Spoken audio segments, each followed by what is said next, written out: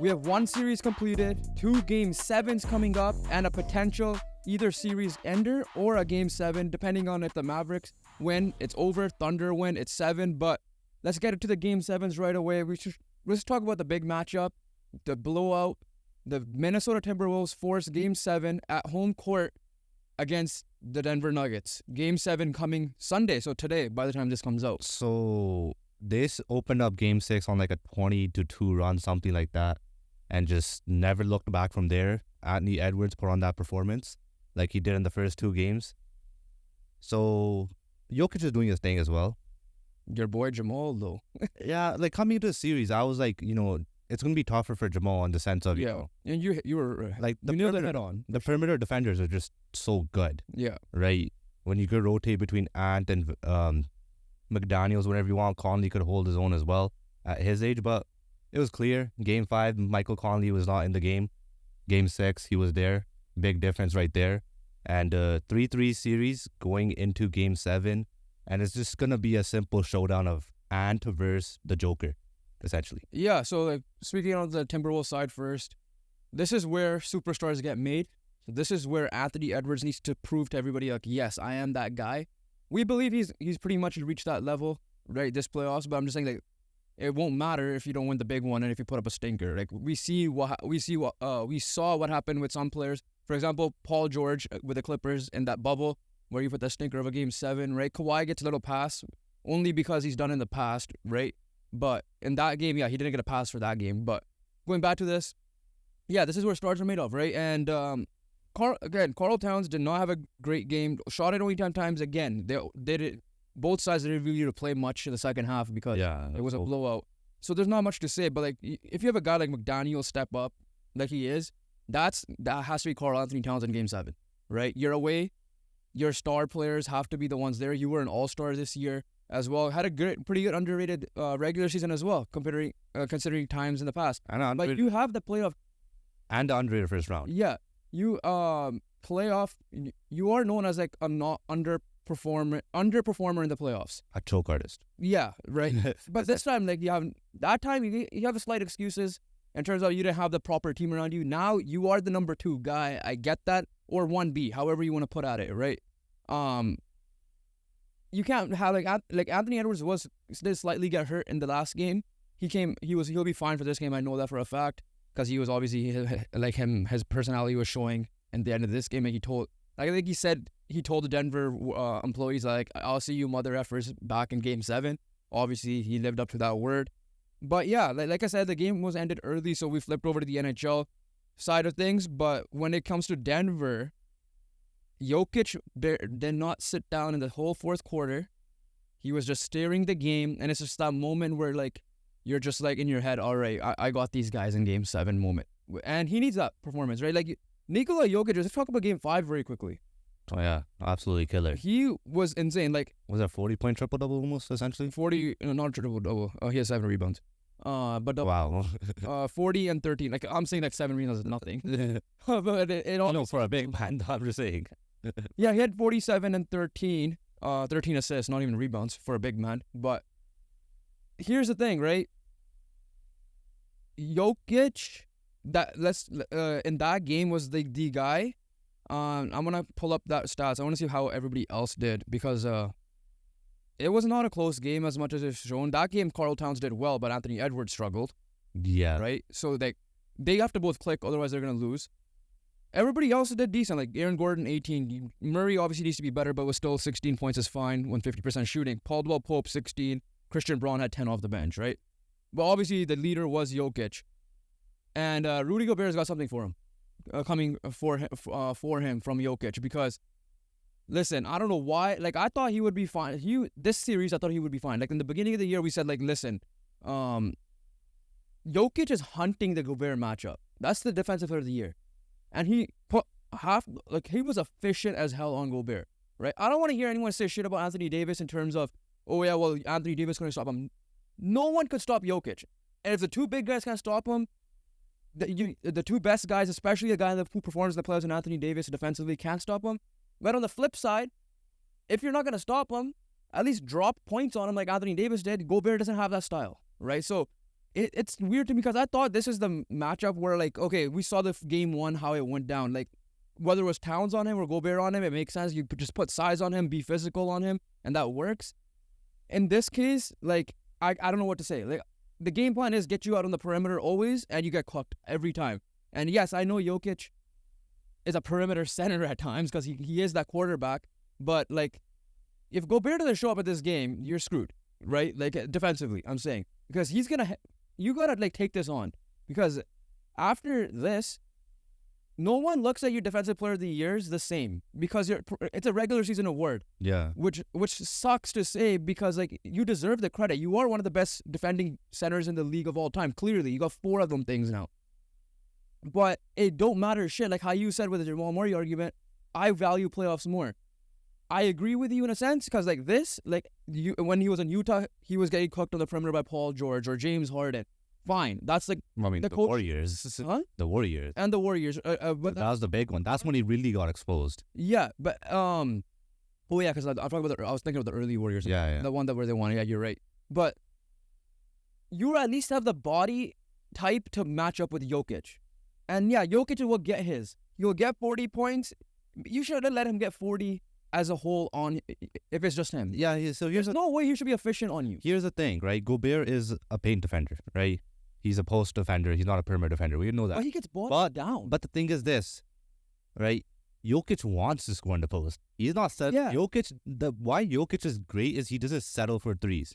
Yeah. Right? He doesn't, like, he will not shoot the three. He will shoot it if he, like, completely wide open or if he just, if he has to, if the situation calls for it. I'm going to stop you there. Yeah, so, like, his 3-point attempts, except for one game against Minnesota, he had attempted 9. I guess that was game 1. Yeah. Other than that, it's like 4, 3, 3, 1, 5, 1, 4, 3, 2. Right. How good of a shooter is, he doesn't attempt threes, and that's what makes him great because he doesn't settle. Yeah. Right? So the matchup favors Gobert. Like, you got a guy in the post. So I don't understand what's going on. I know Jokic is great, don't get me wrong.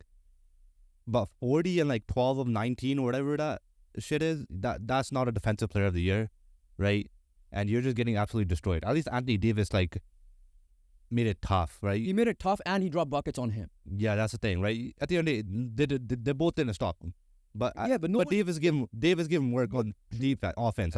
Like, I'm not saying Gobert needs to stop him because no one is like, if a coach is getting fired because you can't stop Jokic, your front office or your ownership is just dumb. You can't stop Jokic. It's proven that no one could stop him, literally, in these last 2 series. But the other thing is Jokic is also the point guard on the team, essentially, right? Yes, we know Jamal Murray, the actual term point guard is Jamal Murray. I'm talking about the guy who playmakes, who has the ball in his hand. Because he's such a smart guy, and Michael Malone's obviously a smart coach. The game that they 1, 2, 4. Game 4. Yeah, game 4. Aaron Gordon went off for 27. And the reason for that is he did the same thing in the Lakers game. It's like, oh, you're helping off of him. Jokic is the best playmaking big man of all time, right? You could throw in Marc Gasol if you want an argument, or Arvydas Sabonis and all these guys. But he's going to find him in the dunker spot all day, every day. If you're going to help off of him, right? That's where Karl Anthony Towns has got to figure out certain things because, like, Aaron Gordon is way more athletic as well. Right, so he could lob on all that stuff. But yeah, no, that's just my little rant on the Gobert situation because, like, in the past, I'm not giving you a pass, but we understand that the game plan was to get you on the perimeter and you're on borderline. But this matchup favors you. It favors you, yeah. To at least hold your own. I'm not saying you need to give him. He has to have 0 points by the end of it. But we've seen Anthony Davis last series where when he was the primary defender, Jokic was like 2. It was this, right? Like, the first 3 quarters, Anthony Davis had Jokic, contained. But then it's so tiring, right? Like, when you're just getting bodied after every possession, getting back down after every possession, right? Yeah. At some point, Davis will get tired, and every 4th quarter, that's when Jokic pops off. And this one, Jokic just cooks from quarter 1, essentially. Like, minute 1 especially. And he's been cooking these last 4 games, right? Even in the game they lost, I thought he played pretty well. But overall, it just comes down to... yes, containing Jokic, but the question for the Nuggets is containing Edwards. Because it's clear. It's clear. Let's flip it. It's clear and obvious. You contain Edwards, you win this game. You contain Edwards, the Timberwolves have no offense. You contain Edwards, you will be a successful defensive team. And they did that in, I think, games 3 and in games 5, and they absolutely destroyed. And obviously game 4, I think Edwards popped off for 44, but nobody else helped at the same time. Yeah. So I don't know, like it kind of works both ways. There's like there's two ways you can look at this. Is like, make sure anyone else other than Edwards beats us, or let Edwards cook, but make sure nobody else gets anything.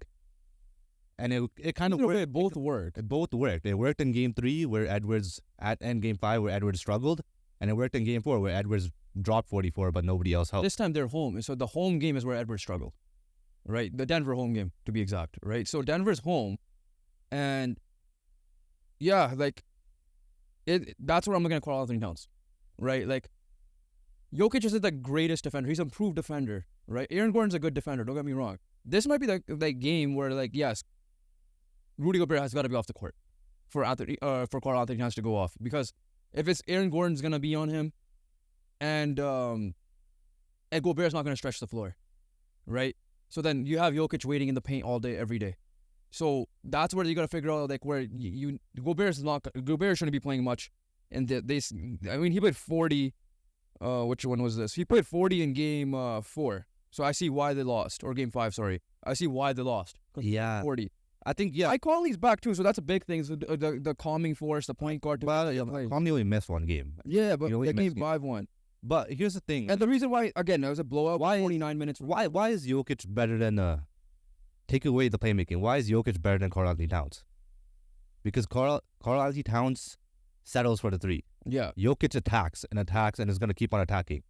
Cat can't do that. It's not like Cat doesn't have the ability. Cat is the best. It's because Gobert clogs up the man right now. Gobert clogs up the paint himself. So yeah, at the end of the day, like Jokic opens up his 3-point looks, right? Because of him attacking the rim, backing down the defender. Yeah. Right? Cat can't do that, because if he try backing down, he's going to get double teamed in the post. This is where back to, like, after game 2, we're like, oh damn, maybe the big man thing might be a cheat code and come back. It's proven again why, because we forgot that game 2 for a little bit, that Gobert didn't play that game. Yeah. Right? The way the 2 big man combo would work is if you have 2 stretch bigs. Yeah. Which was P. Cousins and Anthony Davis in a sense. Like, I know Anthony Davis is struggling 3-point shooter, but he could still hit it. Back then he was hitting him well. Yeah. Yeah. And those guys were also, like, superstar players at that time. Essentially. But overall, the game plan is simple, right? It just runs through Anthony Edwards. If Anthony Edwards is cooking, you're going to have a chance of winning, and that's just how it is. And on the other side, can Jokic get some help? Obviously, I know the matchup for Murray and Porter Jr. is not good, right? Like, defensively, they're going to... But one of them's got to step up. And this is where Jamal Murray steps up, usually. Yeah, he's clutch. At the end of the day, we can't argue the fact that Jamal Murray is not clutch. If he's struggling all game, but he's going to make the big shots like he did against the Lakers in games 2 and in games 5, right? Even though game 5, I think he had, like, a good game from beginning to end. But game 2, he struggled in the first 3 quarters. But in the 4th quarter, he dropped his 8 to 10 points and a buzzer beater. Are we going to see that Jamal Murray, all game? And it might not even need to be all game. Can we just see that Jamal Murray in the 4th? Yeah, because... But the only dangerous thing about that is this series, I just said, there's no close game other than game 1, right? So Jamal might not get the opportunity to wait for the 4th, because the game could be over by the 4th. I expect this game to be closer, because I expect Anthony Edwards to emerge in this game, and I expect Jokic to do what he's doing. So them alone, they'll counteract whatever they do offensively, right? Defensively, we'll see what happens. But again, so it's pretty much Jamal Murray versus Karl Anthony Towns for me in this matchup, as who's going to emerge. Because both have struggled this series, but I think Jamal struggled a little bit more than Karl Towns has. That's just... But I think, personally, Jamal has better excuse than Karl Anthony Towns. Because I think Jamal is facing the better defenders. True, but if you want to be labeled as that 1B guy, like a number 1 guy on your team, like how you were arguing it, he's got... Bro, 1B. I said he was 1B, right? He shows up he's when not playing like a 1B right now, though. That's the thing. It doesn't matter. 1Bs show up when it matters most, right? Jamal Murray shows up when it matters most. He did it against you guys. He did against you guys. This series proved to me why you stole the number 2, but I love how you always allude to that argument. Bro, I'm just saying, bro, like, that Jamal Murray was cooking. He was. Like, we've seen it in the bubble. We've seen it. Like, you don't see anyone else elevate their game more than Jamal Murray does in the playoffs. I do, but... You don't. And unfortunately, this series... What do you mean I do? You don't. Oh, I mean, I do, but with him. Like, I agree. Okay, yeah. I was like, who? You're not going to say anyone. I mean, there are like a few players, but like not to the extent as what Jamal Murray. What 7+ points compared to regular season? 7 to 8 more. It's usually like a Kawhi Leonard that will emerge, but then he's already a superstar anyways. Yeah, no, but Yeah. Kawhi's game is the same. But essentially. going back to this game 7, that's essentially okay. Let's just get a prediction and say why. I'm gonna go with the Nuggets. Reason why, one, they're home. Number 2, Jokic is gonna cook. Number 3, Jamal Murray is gonna hit big shots. I'm not saying it's gonna be efficient. I'm not saying it's gonna be good, but he's gonna hit big shots. I'll just say that much, right? It might be a 3-4-14 game, but those 3 buckets might be like game-changing buckets type of thing. And number 3, I think the third star. I think there's gonna be another. I think it'll be Aaron Gordon. I have a feeling Aaron Gordon will pop up. Just like how he did in game 4. I feel like that style. I feel like things might just open up for him, personally. That's how I feel. Like if he just stays around the rim, gets his offensive rebounds and try to get those dunks in, and hopefully you could open up the game a little bit more as it goes on. But if he stays early around the hoop, around the rim, and I think he could get some nice little paint buckets and get some points, get his confidence going, and open up the game for him and his teammates.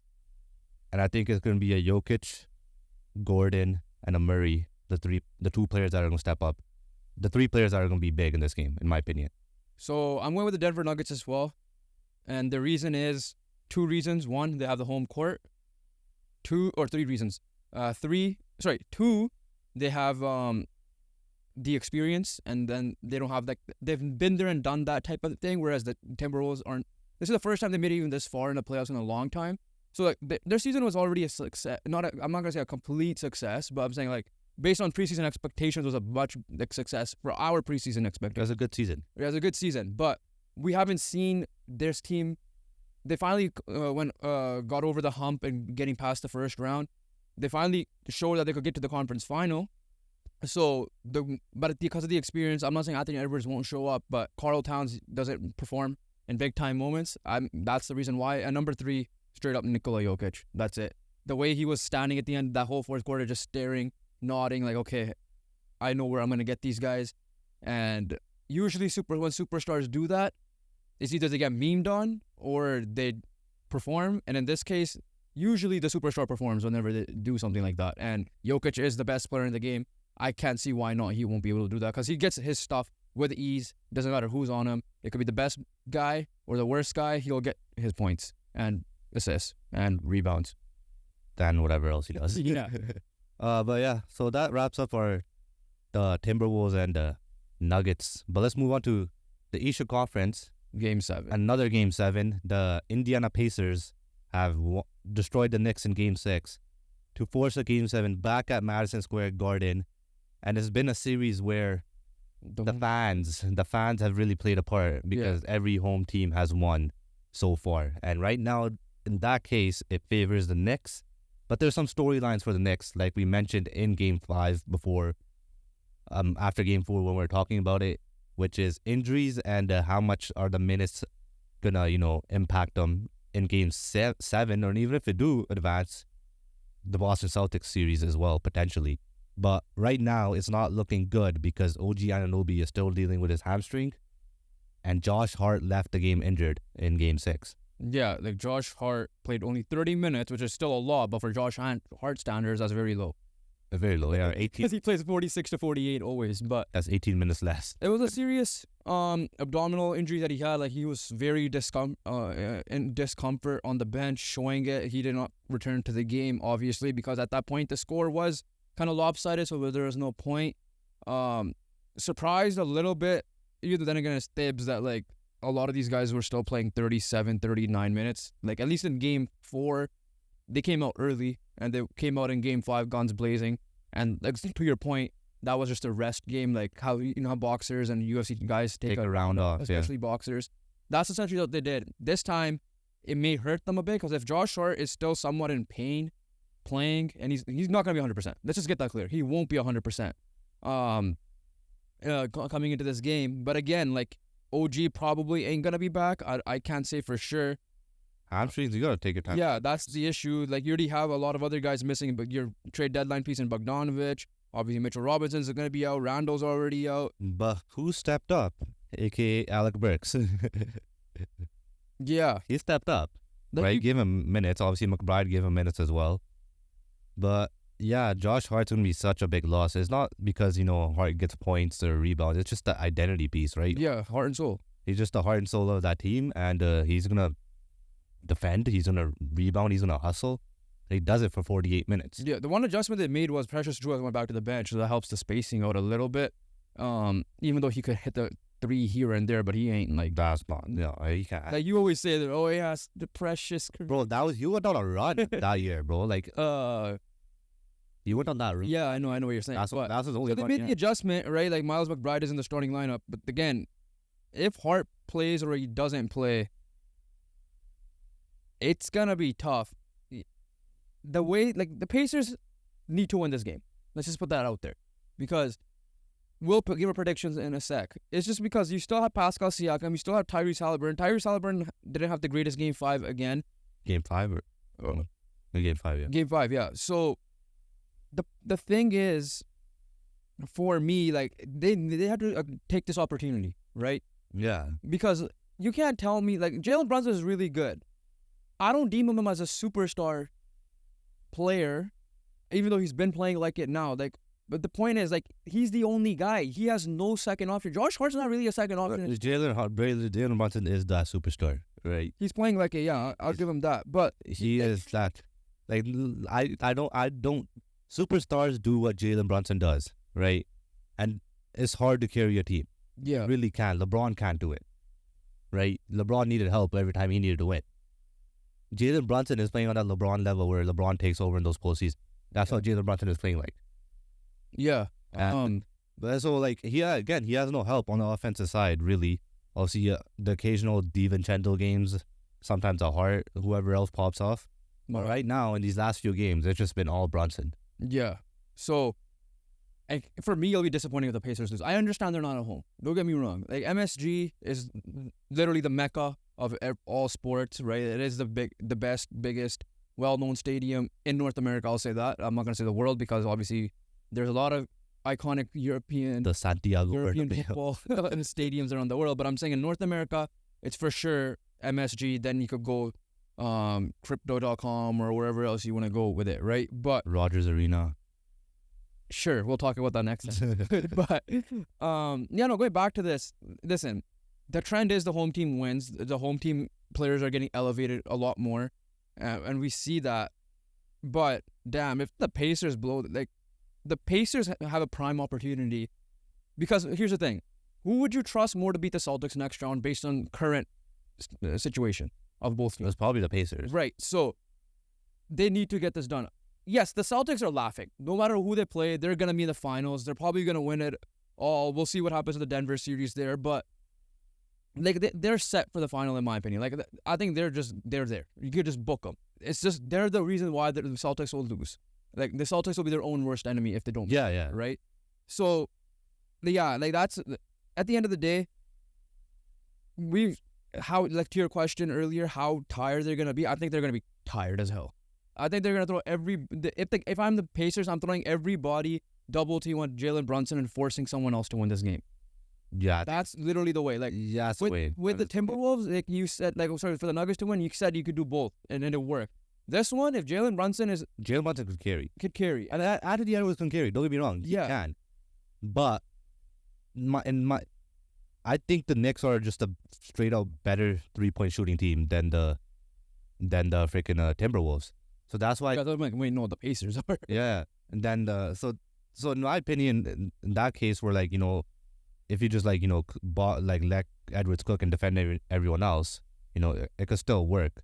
Whereas this one, if Brunson carries, opens up the floor for everyone else, it's gonna be a long day for the Pacers. So that's the game plan for the Pacers on defensively, and then offensively, I'm looking at Pascal Siakam. That you were the big trade acquisition. You started off the playoffs hot. I'm not saying you were playing terrible, but you're playing like how you were in the regular season. Scorer on the team. Like, as much as Tyrese Haliburton should be the number one option, he hasn't shown it. And listen, this is his first playoffs. You're the guy that has a championship experience, has had amazing playoff performances minus the bubble in your career. you need to show up this game and show. Like I'm not like you said, he hasn't played terrible, but he hasn't been playing like the big. He hasn't. I think like for them to win, he needs to play like what he did the first 2 games of Milwaukee, and then the Pacers will definitely win this game. Because who's guarding him? He doesn't have OG Anunoby anymore. Yeah, no. Josh Hart's hurt, right? Like, so you're saying he's gonna like cook? I want him to cook. Is what I'm saying. Like cook. I mean, like he had 25 last game, 22. I need him. Like, and they still lost by a lot. And I'm saying that's not just him. When the 22 one, that's normal. That's when they lost by a lot. Like I'm saying, don't get me wrong. Tyrese Haliburton needs to show up, but I'm saying 26. But what I'm saying is, you remember the game 6 of how Kyle Lowry started that final for your Raptors? So yeah, I know that. That's what. But here's the thing: Siakam is doing his job, right? They're not losing because of Siakam. No, they're not. I'm not saying that either. But I'm strictly talking about Game 7. You're the guy. You could arguably. But you're telling Siakam what he's not. The guy at the end of the day. And I agree with you because like I've heard this argument on numbers on the board / through the wire. Like he's playing well. He's playing great. He's doing his job. Yeah. Right. He's been what the Pacers imagined, and he's played like that in the regular season and in the playoffs. And he has the ability of going off for what he did against games 1 and 2 against Milwaukee, where he went off for 36 and 37, somehow outscored Damian Lillard, even though Damian Lillard was cooking like crazy as well. Yeah, can he do that? Yes, but I think it's going to be tough. It will be tough. But this Knicks defense is just different, right? I get that. But my point is he doesn't have OG Anunoby on him anymore. Now you won't have Josh Hart on him anymore. That opens up a lot for you. And then you have no Mitchell Robinson. You only have Isaiah Hartenstein. Yes, you might have Precious Chua on you here and there, but I feel like you could cook him. My point isn't that he hasn't played bad. Sorry, he hasn't played like he's played bad or anything. He's played well. He's played good. He's played good. My point is I'm strictly looking at this Game 7 specifically, and I'm looking at him because he's the one you traded for these reasons, as well as, listen, we all know that Tyrese Haliburton is or will be the best player on this team, the number 1 option eventually. But right now, the way Tyrese Haliburton has been looking, because it's his first playoffs as well, which is fair. Like, he's a rookie playoff player, right, in that sense. I'm not saying he's a rookie, but a rookie playoff player. Pascal Siakam's been there, done that. He knows what it takes. He needs to elevate and take that leadership role on himself to get his team rolling. Whether it be him dropping 30, whether it be him like, hey, and I'm looking at him off the court leadership side of things, like do not put yourselves down type of thing. But here's the thing, like, in my opinion, that's not how the Pacers work. The Pacers work when Halliburton's the aggressor. I know. Not when Siakam's the aggressor, right? The Pacers work when Halliburton's, looking for a shot, when Halliburton's, creating, right? I'm not saying it has to be all the time scoring while playmaking, right? That's when Siakam's at his best, right? Even in those games, yes, in Milwaukee, games 1 and 2, Halliburton did not pop off for points, but he did pop up for assists at the end of the day. So that way, fair. Sure. Right? Like, Siakam is, as much as, yes, he's the veteran presence, he is the experienced guy, Halliburton at the end of the day will always be the leader in this offense because of his facilitating ability as well. That's what opens up the game for Siakam. Siakam doesn't open the game up for himself, right? Halliburton has a big role in that. And that's to get the best out of both of them is when Halliburton's the aggressor. That's just how it works. And in that case, yeah, Siakam has the ability of, creating his own shot, just cooking, and he does that. But the reason why Siakam has been so good in these playoffs is because Halliburton has been feeding him. Yeah, no, that's right. But I'm just saying, like, when things do get down, he needs to be the guy who, in my opinion, be like, yo, give me the ball. I got this. Like, I'm not saying he's a superstar, and I agree with you 100%. He ain't that type of guy, which is, like I said, I was alluding to numbers on the board / through the wire because D Mills was saying, like, he wants Tobias Harris to be someone who he's not. Like, I think it was the series where, in the bubble where Simmons went out, and he wanted, like, Tobias Harris to step up, and then they're arguing, like, he's not that type of guy. I get that point, but, like I said, I think we've seen Pascal Siakam.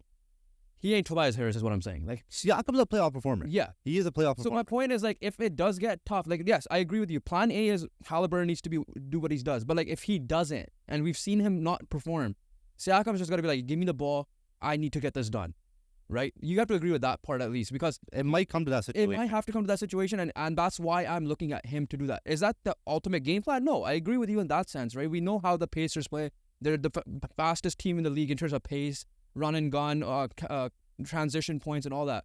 But my point is, when it slows down and the guy who's been there and done that is Pascal Siakam. Yes, he was a number 2 with the Raptors championship run, and in the bubble, I'm not counting that for him, but like the Sixers series, it was him, right? He's like, give me the ball. And he got shit done on Joel Embiid at that time. I need to see the same thing now because and the reason why I'm saying it is because the Knicks team isn't the same Knicks team that the playoffs, like this series started with. So it's time, he could feast on this easily, right? They have the pieces to guard Jalen Brunson, and then on the flip side, yes, I hope it's a transition point because that's how the Pacers are going to win this game as well, in my opinion.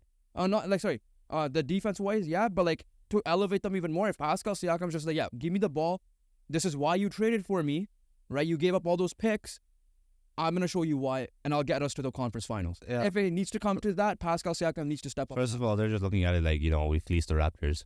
That's step one. That's fine. But I'm saying, like... We necessarily didn't give up much for you. Like, but as overall... You're going to be like, this is why you traded. Do I agree with you? It's the best opportunity, yes. But I just don't think it should be, Like, I know you agree with me this, like what I'm about to say again. It just has to be like, it's got to start off with Halliburton being the aggressor. Yeah, no, I agree that's how it's I agree with that 100%, but like but it's the best opportunity for Siakam to cook and the Pacers to make it to the conference finals. Yeah, if they do that, they should win this game. But like I said, if it's not working or whatever, and for that reason, my prediction will be the New York Knicks are winning Game 7. And just sticking with the trend. I'm just sticking one with the trend. Number 2, MSG is just that stadium, right? We've seen that stadium be loud. We've also seen that stadium where they only had the one loss in this playoff run. But it's also the stadium where a lot of the other players pop off in, aka this. The Reggie Miller. If for those are in audio, I'm doing the Reggie Miller choke. Yeah, no, but it's also a lot. It's the place where DiVincenzo pops off. True, yeah. Josh Hart pops off. Isaiah Hartenstein pops off. Yeah, that's just the home team advantage. But overall, Jalen Brunson is that guy. Right? At the end of the day, he might not drop his 40 or 30, but he's going to just make an impact no matter what and no matter how he can, right? Whether it be through playmaking or scoring. Obviously, a lot of it has to be on the scoring side.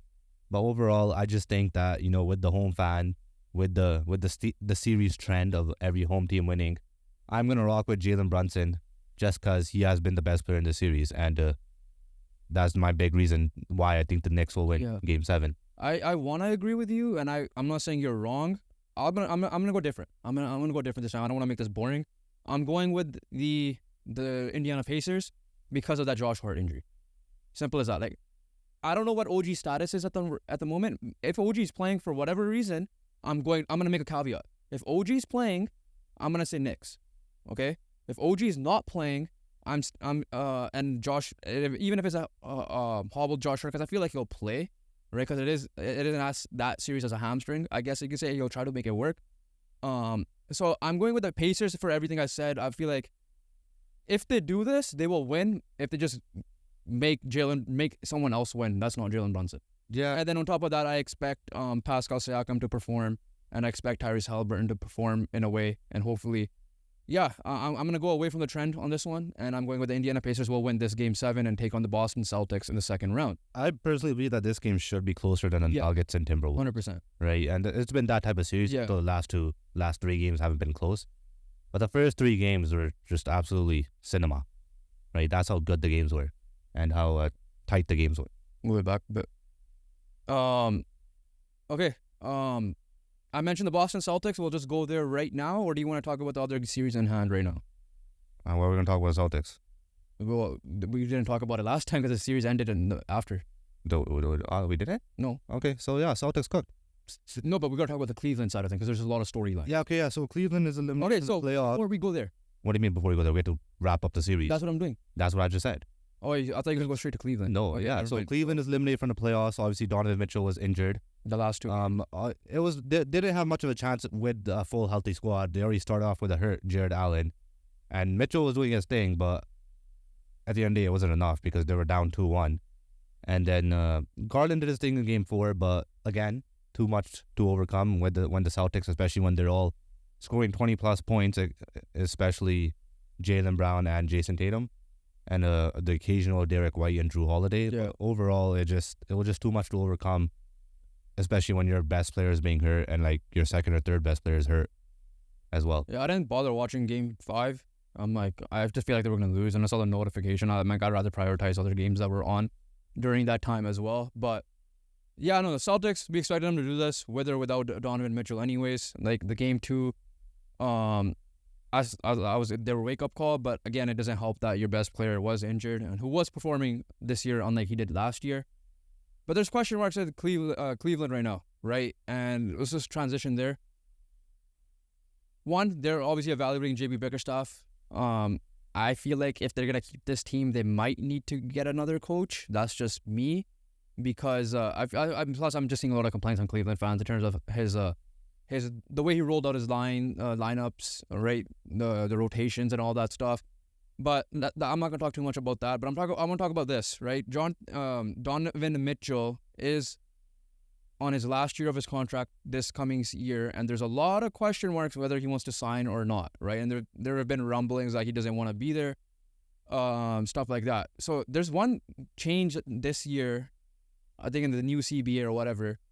You don't have to wait till the league new year, which is July 1st, to sign extensions to players. You could do that instantly. So himself, and Brandon Ingram, and other players that are in that situation, if they don't sign an extension until leading to the draft, there's going to be a lot of trade rumor and trade question marks there. The other thing is, I heard a rumor that like Jared Allen should have been able to play if he took some type of injection. That's his health body. I'm not going to comment too much. People are obviously going to say like, oh, if he was able to play, like he should have played, right? Blah, blah, blah. I mean, that's a different story in terms of injections. We saw like how it affects players later on, right? Post-retirement, right? But going back to this the player situation, it seems like the backcourt might get broken up, because if Donovan Mitchell does sign an extension and stay, they're saying that Darius Garland will request or will move off from a trade himself, and there's that. But let's talk about Donovan Mitchell first, which I feel like Woj has come out and said like their team's already ready with offers. The Los Angeles Lakers being heavily pursued, it makes sense. The superstar, to make it a big three that actually fits properly with the Lakers, and we alluded to it when the Lakers got eliminated there. The one that makes no sense to me, the Brooklyn Nets, and I will talk about that in a second. And I forget what the other third team was, but listen, Donovan Mitchell, again, everybody has their own definition of a superstar, but Donovan Mitchell wasn't Kawhi Leonard. I'm going to say that, right? I don't think he's Anthony Davis even. Like, when you guys trade for Kawhi Leonard, it helped you win a championship. But if you guys were to trade for Donovan Mitchell, do you think it would have helped you win a championship? That 2019 team, right? Would it? Probably not. Right? And then even, like, when I look at it, like, if it was Anthony Davis, it was Donovan Mitchell instead of Anthony Davis in that year, I don't think we win a championship either. I think that's a little bit different in the terms of, like, you guys needed a big man. That too, but we just needed a guy with LeBron that fits. Yeah, no, but, like, a big man would have fit. Like, I don't think Mitchell and LeBron would have been... Like, if I were to pick, like, a better fit, it was definitely going to be LeBron and AD. So, compared to LeBron and Donovan. For me, Donovan Mitchell needs to go to a team. I'm not saying you have to make a super team. I guess Lakers make a lot of sense. I'm not saying that. I'm going to take a super team out of the way, because if he goes to a lot of teams, they should go. He fits, yeah. He fits everywhere. But, like, a team, I'm looking through the teams right now. If you want to look through it, too, if you could think off the top of your head. Like, let's just say the Nuggets did not have Jamal Murray on their team. That's like that spot where he would fit perfectly. It's Jalen Brunson. What? He's going to fit with Jalen Brunson. The New York Knicks. I don't think the defense. It's his style of play. I don't think that's the team that he wants to go there. I think he's a New York guy. I don't think. No, I disagree with that. He's doing the backcourt role right here too, right? I think he needs to go to a guy that's like a wing or a big man. Like, that's what I'm saying. Like, if the Nuggets didn't have Jamal Murray, I mean, we saw it fit with Kyrie and Luka. That's where it kind of. Luka's a different style of backcourt player, and he's bigger. Yeah, he's big. Like, you can move it to the, like, push people forward to the small. Like, you could play point forward if you want to say it that way, as well. But if you have, like, you know, you're gonna have. It depends on the style of coaching as well. I don't think that fits the Thibodeau style. You're gonna have Josh Hart. You're gonna have OG, small guys. You're gonna have OG needs to sign Isaiah Hartenstein. You know, that the defense fills out. The rest of the three players are I don't think it fits the system, though, of Tom Thibodeau. That's a different story. But I'm just saying, I wouldn't mind seeing a Brunson-Mitchell backcourt. I think they could work that, right? If you like, what do the Knicks need? They don't need more defense. They need a guy who can score the ball, right? Other than Jalen Brunson. That's what Donovan Mitchell is. He's the definition of a scorer. Yeah. I know, that's fair. But, going back to it, so let's just say Cleveland do trade him, and it's pure rental purposes. A team that's like, they feel like they're a piece away, like how your team was in 2019. Who do you think is that team? Knowing that well enough he's going to leave, if you look at this thing. A piece away. Like, the piece away that could probably win a championship next year. Ooh, off the top of my head. Because, like I said, I feel like the best spot for him is going to be like if a team like the Nuggets, like the Jamal Murray role for him, I guess you could say. I'm not saying like to him to join the Nuggets. I'm saying like that. For me, it might be Philly. I was about to say that. If I were to pick one, I would say Philly. But otherwise, and he might stand an extension there. Who knows? But I know they have Maxey as well, so that's the weird part of, like, what I'm saying. But I feel like he fits there with Embiid as well. Like, Philly's the only one on the top of my head. Not the Clippers. if I were to pick a team that, could work long term as well, I doubt he's gonna stay there long term, is the Orlando Magic. I mean, he might. It's a hot, nice weather, no taxes. Yeah, he's probably sick of the bubble, so nobody wants to go to Orlando. And that's what LeBron said. He's like, I'm never gonna sign with Orlando. but no, like take that factor. Like, yeah, I agree with that as well. But I'm saying purely rental purposes for next year. Yeah, I feel like Philly is at least the spot. If I'm looking at that type of Raptors team, I would say Philly is kind of like that. But Miami? Yeah. Because Butler could get traded too. Keep that in mind. But I'm just saying, if Butler stays and you trade Donovan Mitchell. Yeah, they got to do that. They can't get rid of Butler. No. I know that. I'm just saying, Butler, they might have a different route too. Otherwise, I think Spurs are way too early. Otherwise, you could have said that him and Wemby long term could be a fit. Well, that'll be nice. But yeah, I think the perfect team that should, if it's even if it's not for rental purposes, but it could win a championship with next year, as long as Joel Embiid is healthy. I guess that's the only big question mark, because we have to say it's a big question mark based on his past history. I think the Sixers might do that, but people are gonna be like, well, they have Tyrese Maxey, so they I think we agreed on it too. I think Brunson and Mitchell are better fit than Maxey and Mitchell. But I'll then, say that. because for the Sixers, we said that they should go after a 3-and-D wing, like an elite 3. Yeah, that's what I'm saying. Yeah, but if I were to pick a team, maybe I think I should go all out. Yeah, that's how you go all out. But no, going for it, the big question mark is what's going to happen. But if, like I said, now going the other way with Donovan Mitchell, if he stays and signs the extension, Darius Garland wants out. The number one team that's a betting favorite now is the Spurs, and it makes a lot of sense because the Spurs reportedly have come out and said, based on reports, that they don't want to go after Trae Young, right? Which, okay, fine, fair. I mean, you're disappointed, yeah, because of that. But Darius Garland's the next best fit. It's just the shooting won't be there, but everything, the playmaking and all that will be there. And I feel like he seems like a more of a pop player as well. Yeah, I think that. I think so. But that's a good spot for him to build off with Wemby long term. But yeah, this team has a lot of question marks to figure out in the offseason, right? We're gonna like the Carolina Hurricanes, and we talk about the NHL later. I'm not saying it's simple, but I'm saying the priorities are simple in the sense of you give Donovan Mitchell the extension, no matter what anyone else in your team says or wants. But Mitchell has to stay as the Cleveland front office guy. My question for you is this: if Mitchell, let's just say he wants to stay, what's the ceiling of this team?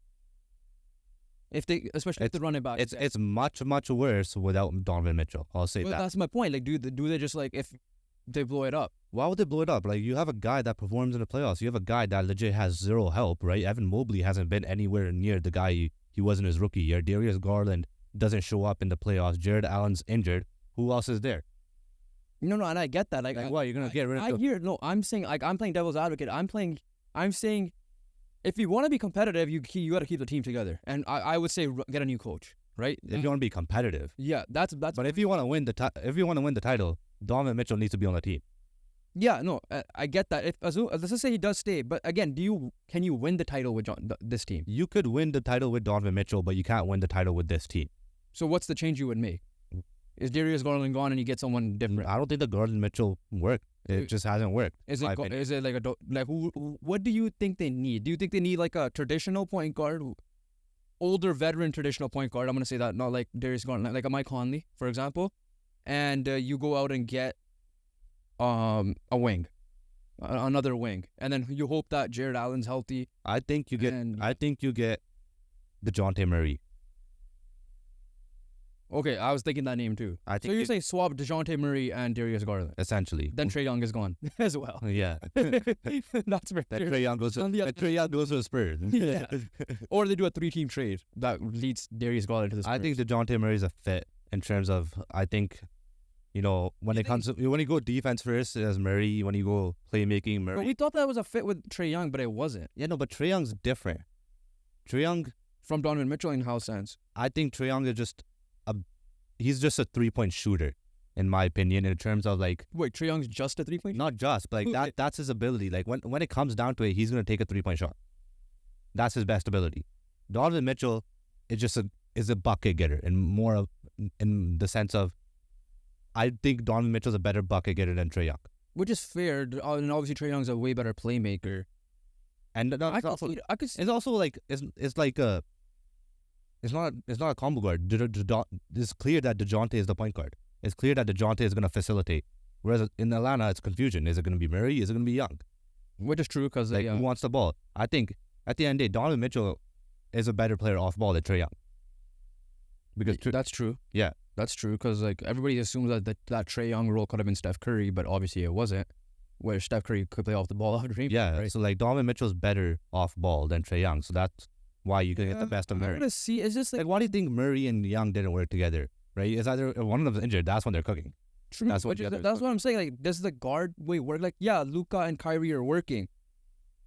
I guess like they're working because like the style, the way their system is just makes them work with one of them, which is ISO one way, and just get out of the way and just give the hot hand the ball, right? Which we've seen Kyrie do in these playoffs as well. And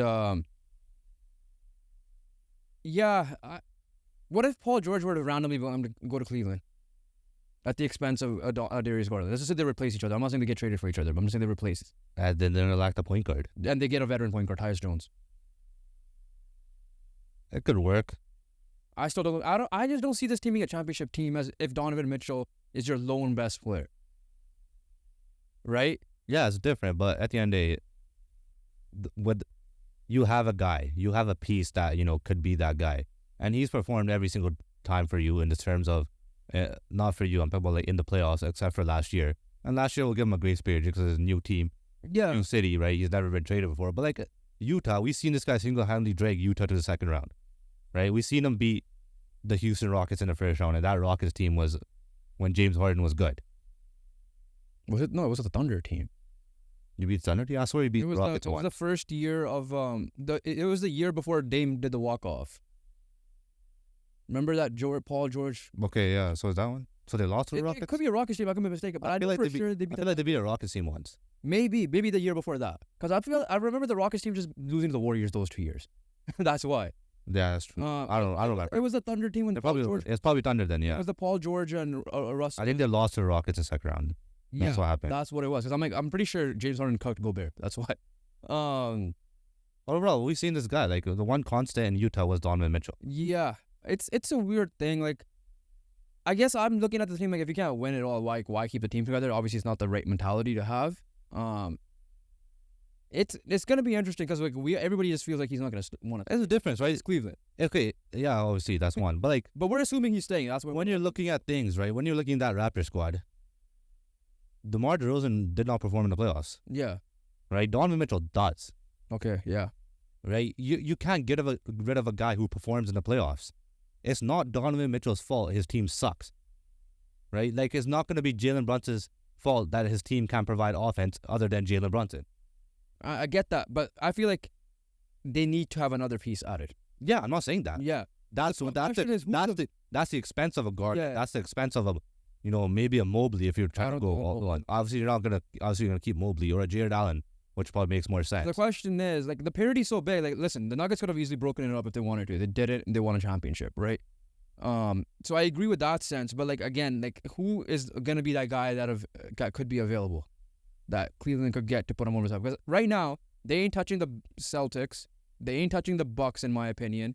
They ain't, those are the two, like the heavy-headed monsters right now. And maybe the Sixers, if they were healthy. And we saw what the Knicks are doing. with just Jalen Brunson. And that's the team that has the pieces to go get a big name player themselves. Yeah, obviously they need help. I'm not saying Donovan Mitchell is just the answer. Yeah. But you can't get rid of Donovan. So you're saying no matter what, you keep no matter whether what, he wants to stay or not. You Okay, well, if he wants out, you trade him. I get that. Yeah, I know, but you do whatever you can to keep him in Cleveland, right? Whether it be offer him a house, get a restaurant to give him free food for the rest of his life in Cleveland, right? Which what the Raptors try to do with Kawhi. You gotta keep Donovan Mitchell in Cleveland, no matter what the cost is, because he is that good and he has shown up. As simple as that. Okay, so you're saying that, like, okay, if you have a player you could win a championship with, just figure out a way to work around him. Yes. All right. No, that's fair. Like, I don't disagree with that. I just think, I have to see who it is. That's the thing. These are so hard to get, man. These players are so hard to get. They're very difficult to get. Like, why do you think, the Hornets and the Pistons keep on sucking the last few years? Because they can't even get one of those guys. You have one. Right, you couldn't get one of those when LeBron was out. Obviously, Kyrie was a rookie, and so he had to develop a little bit, right? And then it came to a point where LeBron came back, to help. Like, it's so hard to get one of these players. Donovan Mitchell is one of those players that performs in the playoffs. Yeah, right. I'm not saying he's going to do it all by himself. I'm not saying he is LeBron James, but it takes two of those players, and it took a Jokic and Murray last year. It took a Giannis and a Middleton. It took a LeBron and AD. And it took a Kawhi and a Siakam, right? Donovan Mitchell's not Kawhi. Donovan Mitchell's not LeBron. But I'm telling you right now, Donovan Mitchell is a... that's where I'm hesitant. I'm like... is a half a tier below, a tier below those guys in the terms of, being that pure... Yeah, that's where I'm hesitant. I'm like... Superstar. That's where I'm hesitant because I don't think he's those guys. I'm like, can he be the best player on a championship team? I think he can. I don't think... He has shown me in no reason... He couldn't. The scary thing with this team is, like, their defense is very good. So I think Darius Garland is going to be at the expense of Darius Garland, whoever they get to pair with them. Yeah, that's true. So final prediction of this is Donovan Mitchell a Cleveland Cavalier next year. And if not, where do you think he ends up? I think Donovan Mitchell is going to be a Cleveland Cavalier next year. I think he's gone. And I think he'll be a Laker or a Heat. No, of course. That's what I'm... The Lakers is like a legit... They're going... Of course he'll be a Laker. Bro, you can't call me biased. I don't care. I said the Oilers in 6, all right? And we have a Canucks stuff. Screw the Oilers. Screw the Oilers. I would say other words. All right, let's move on to the final series of the series. This is... Okay, so by the time this comes out, this series could either be 4-2 for the Dallas Mavericks or 3-3 Game 7 in the future. The Dallas Mavericks are following the trend of the LA Clippers series where they lost Game 1, won Games 2 and 3, lost Game 4, won Game 5, and are looking to close it out in Game 6 against the OKC Thunder. And what has been impressive for me for the Dallas Mavericks, not in just this series but the whole entire playoff so far, is how Jason Kidd and how the players defend. Right, their biggest weakness has become one of their assets in these playoffs. It has not been a liability at all. Luka is stepping up and hustling. Kyrie is being that guy as well on the defensive side of the court. Credit goes to the whole entire roster. Credit goes to Jason Kidd for a defensive game plan. But at the end of the day, this team goes as far as Luka and Kyrie go. And Luka and Kyrie are doing their thing, right? It might not be every game. And it might not be in the way they usually impact, which is, score in bunches. But they just find ways to either, whether it be defending, which Kyrie Irving has shown, and he has the most impactful 12-point game in this playoffs in the LA Clippers series, or is it with playmaking, getting people like PJ Washington, who stepped up in this series, and other people like Tim Hardaway Jr., who's gotten more minutes compared to this series and last, or whether it be just scoring, which Luka just finds a way to get points, even if he's shooting 30% or 60%, he's finding a way to get his 20, 30 points a game. We know it's a 1A and 1B situation, but Kyrie is adopting the number 2 role very well in this.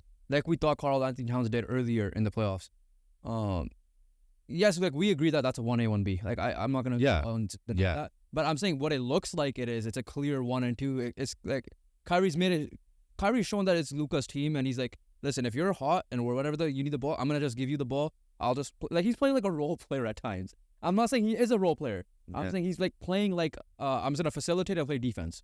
And that's it. And when it's my time to shine, we know he's Mr. Clutch. He hit the biggest shot in our lifetime in NBA. of watching the basketball, right? Which is the 3-1 comeback on the Golden State Warriors in Game 7. And so we've seen him do different things, right? And that's the impressive part, because people are like, again, this is why everybody's hesitant of the having an all-star backcourt duo because of this. But like, I guess these guys figured it out that like, okay, listen, we're gonna put the egos to the side, and who's ever cooking, we'll let them cook. Like Luka comes out and says like, oh, I'm not helping Kyrie enough in the first round, right? This round, Kyrie has adopted a different mentality. Yes, does he need to score more a little bit if Luka's struggling? 100%, because that's how they lost, I think, one of those games in the Thunder series as well. So he still needs to like be more aggressive when he needs to. But if Luka's cooking and if he's facilitating a guy like PJ Washington and whoever to go off, and he'll hit the big shot himself, it's working. And listen, the way the series is going is exactly how I expected. The experience of this Dallas Mavericks team is showing over the OKC Thunder. As good as Shai Gilgeous-Alexander is playing, J-Dub has been struggling. Normally, he's the fourth quarter guy on this team. He's Mr. 19 points minimum in the regular season and even in the playoffs here. So that's how I'm looking at it. And yeah, you're right. Like the defense is playing. They're playing collective team defense. Derek Lively's getting the big rebounds when he needs to off the bench. Daniel Gafford on the flip side, when he's struggling, Derek Lively just comes in, fills the role well. So that's a good center rotation there as in terms of their role players. And yeah, PJ Washington is a corner 3-pointer, especially bucket in that sense. Yeah, it's like we said, these games have been tight, but overall, like the inexperience has been showing for the Thunder, and like you said, you know, J-Dub hasn't been great. Also, Chet Holmgren has not been great in this series. He is a rookie, to be fair. He is a rookie. That's like at the end of the day, who's their guy that's popping off? Shai. Yeah, he's literally playing like a superstar. Shai has been in the playoffs. Yeah, Shai's experienced, but not as like the guy until Shai's experienced at the end. Yeah, he knows what the playoffs are like. He's been there twice before, so there's no surprise that Shai is still cooking. But the other two, yeah, you could just show that like, you know, it's different, right? It's a different series, it's a different game. You know, the round 2 opponent is much more difficult than the round 1 opponent they faced, which was a Zion-less Pelicans. But overall, like I said, Lou Dort's toughest challenge, you know, stopping Brandon Ingram is one thing, but stopping Luka Doncic is another. Or a Kyrie. And yeah, like I said, I'm not saying this over Thunder, but it's not, because the games have been close. It's the most part outside of Game 1, right? It's like Shai's going to need help. That's number one. Number two, they're just going to have to keep on relying on that defense, right? That's what's going to win them this game. At the end of the day, that's how they won Game 4, right? Their defense was really good and Shai popped off. And I think another person popped off too, but I'm not sure who it was. But overall, right now, Dallas is in control. Dallas has the matchup. They could end it at home, right? They don't want to go back to OKC. One caveat for the Kyrie thing is that, like, you know, he might be a little bit too patient. Patient. He might be a little bit too patient. Yeah. That's it. Good correction on the English by me. Yeah. Yeah, I want this to be a 7-game series. I really do, because it's been a fun series. It's been my favorite series. Like I said, I think we both said Dallas in 6. I think I said that. And 5 or 6. I think I said 7. I said 6. So, okay, then you might say still 7. Then you want OKC to win this game if that's the case. Nah. We're very bad at remembering predictions, I think. We are, but at the end of the day, I'd rather get the team right in the series. Yeah, no, as much as I want to see a 7-gamer, I think Dallas does close it out tonight, which is Saturday night. So by the time this comes out, Dallas Mavericks should be in the next round of the series. It could be over. It could be over. They're not should be. It's not going to be should be. Based on our prediction, it should be over, but it could be a Game 7 for all we know. Right? So the key is Shai gets some help. Defensive, just find the defensive identity a little bit better. But again, it's tough, like you said. Luka Doncic, Kyrie Irving are the players that they're going against. So yeah. But like I said, I think it ends in 6. I'm gonna stick with my original prediction, I believe. And yeah, you? Yeah, I'm gonna stick with the Mavericks still. And I will say 6. I think they ended off at home. I think that's what they do best. All right, yeah. So that's pretty much it from us. We thank you guys for watching. The NHL 1 will be out next episode. We'll see how those games go. There was a potential Game 7 opportunity with the Canucks and Oilers, so we'll see when to record that one based on how what happens. But make sure you guys like this video, comment, and subscribe. We're again on the road to 1,000, so please help us get to that goal. Audio listeners, make sure you rate, review, and download the podcast, and follow our socials linked down below. Twitter, TikTok, Instagram. Soon to be Discord coming as well. We're just gonna make it as soon as we can, and we'll update you guys on. So make sure you guys hit the socials, hit the noti bell on the where the subscribe button is, so you guys know when the next episode, the NHL one, will drop as well. Other than that, we'll catch you guys on the next one. Peace.